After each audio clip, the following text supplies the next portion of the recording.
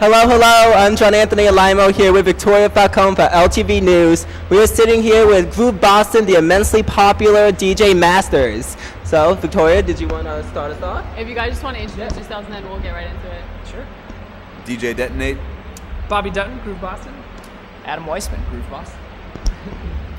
Okay, so we read a lot about your objectives, and you guys have a lot of goals. So, what, in your own words, what are your goals for your performances?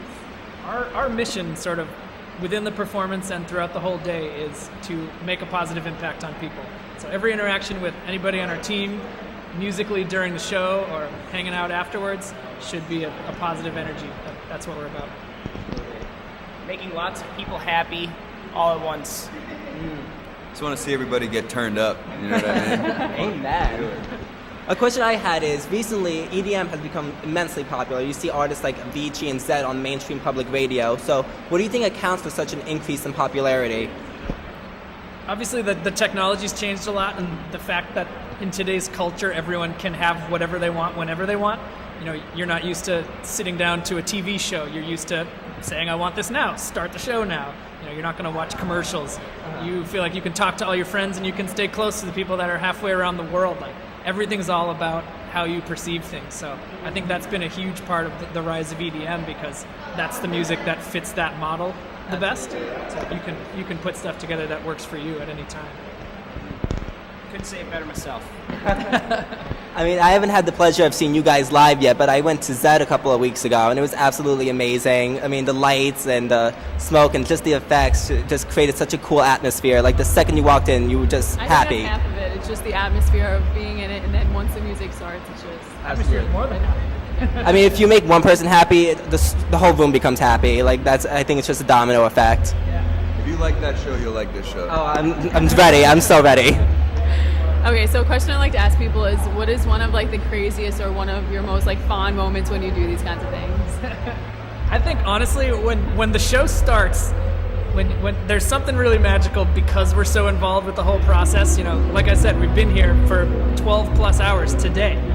We love this stuff. We're nerds. Yeah, we could tell you're dedicated. We've been setting up the gear and testing it and twisting it around, and what if we put this over here? We're excited all day. But there's a really cool thing that happens when sort of the lights go out and you start that moment. You say, for the next 3 hours, I'm committed to this reality, and so is everyone else here. That's a really special thing.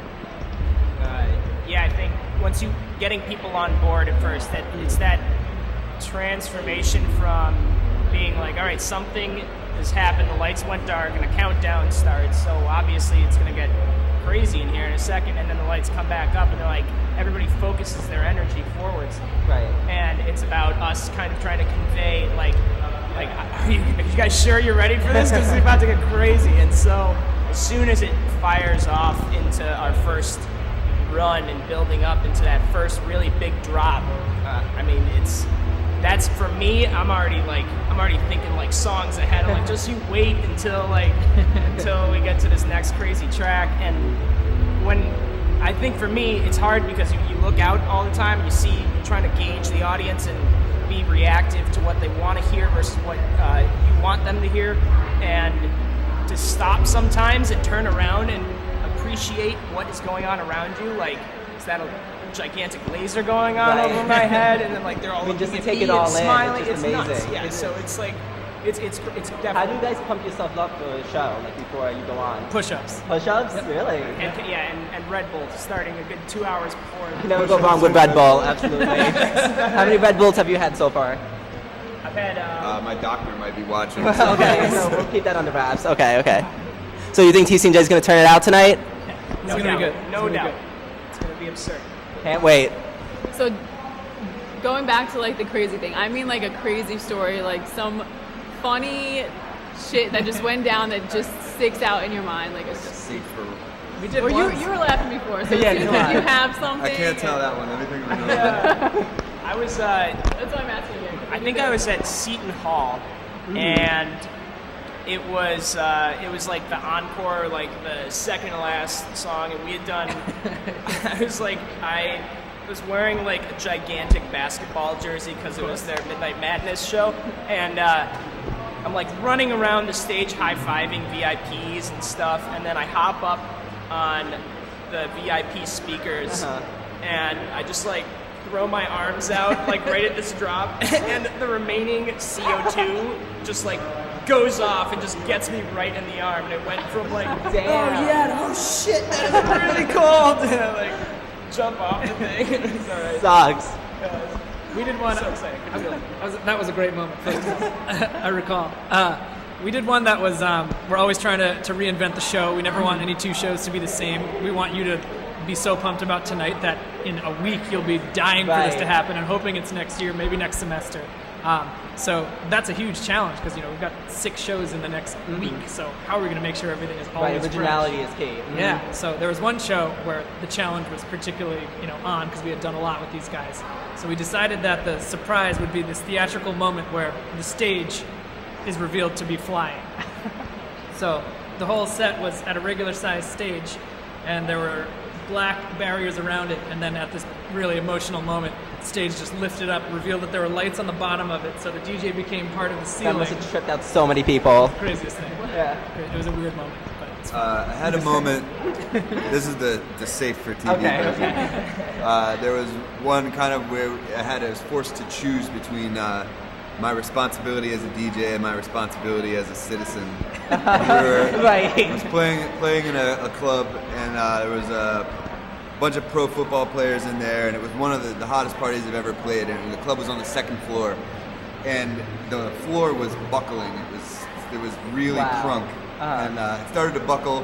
And security came over, and they were like, "Yo, you gotta shut it down. It's too crazy, it's too crazy." And I had like the perfect record queued up on the next deck. Damn. And he's like, "You gotta shut it down now." And I looked up at the crowd, and I was just like, "No, I have to do it." And I played it. And then the disco ball got punched off the ceiling. And it was that was one of the, definitely. I'm sad I missed that show. Yeah, it was one of the hottest ever. The only other one I could think of was last year. It was when Adam was away, so I was DJing on my own, which is fine. I missed you big time, buddy. But like we said, we're partying too. Like we're running around. You'll see tonight. We want to be having a good time and super engaged. And we came. All right. And so I was dancing and raging and jumping around, and the security was the football team, and that's what I thought of the football player. So he was like, "Come on out, you can crowd surf," and I was like, "That would be awesome, but I got like 12 seconds before I've got to be back over there. I'm just trying to thank you. It was cool." This weird eyes communication. Right. That's good. That's awesome. You definitely have an exciting life, I have to say. Thank you. We're very lucky. I'm jealous. We're here sitting in class, and you guys get to see this. Next time you're stressed out, just picture us. Our entire life is getting ready for about 35 nights like this. I'll think about it tomorrow.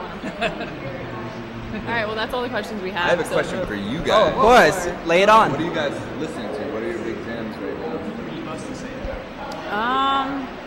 I mean, I'm the kind of person, I go from rap to like rock, so it's kind of all over. But I'm really into Avicii, like just all that. I like the club music. That's all I'm into right now. You're going to be just fine tonight. Right. I'm ready. Any tracks you're going to lay out tonight?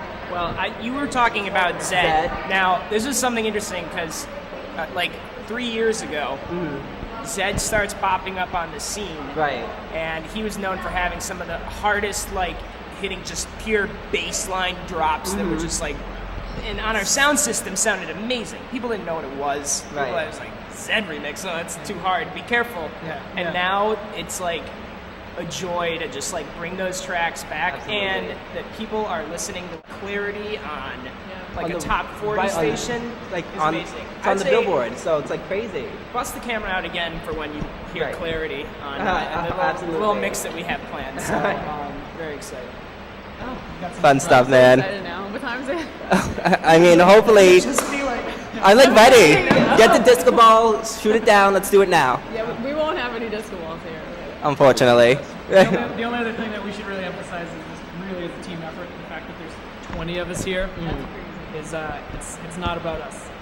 Right. We're very excited to be there, and we're definitely some of the luckiest guys in the room. But it took a lot of people, a lot of hours to make this happen and make it Like such that a good guy experience. right there. That guy. Shout out. Shout out to Eddie Fresh. Whatever. Fixed it all. All right, well, we're all really excited, so. I'm sure you're going to turn it out, man. for having us. Can we say like go Lions or something? Or You want to do that? Go Lions! I had a mind moment where you said, how can we make this look gangster? Be laughs. Thanks, guys. We really Thanks again.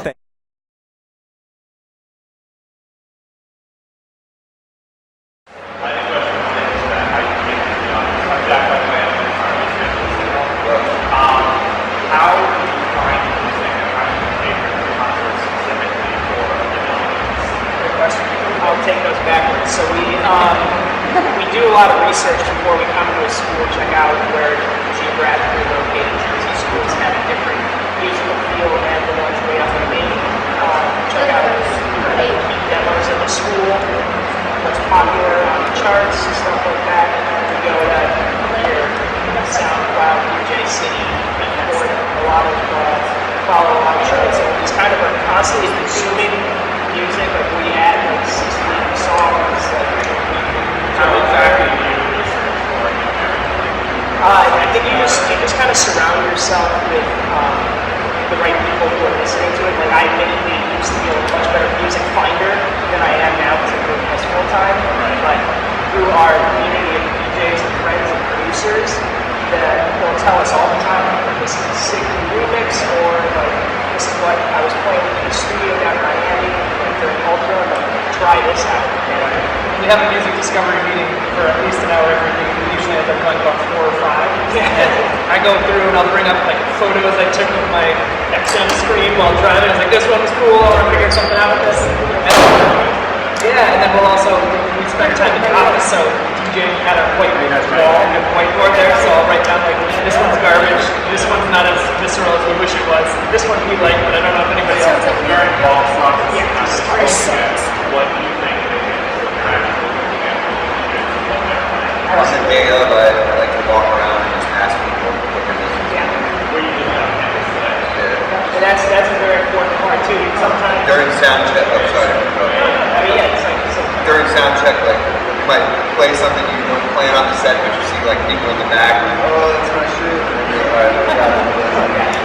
Sometimes, as much as you want to be reactive and doing what everybody wants, there's also something that it's our job to get them to a certain place that they might not be aware of. It's not a particular track, it's a particular sort of emotional destination for the night.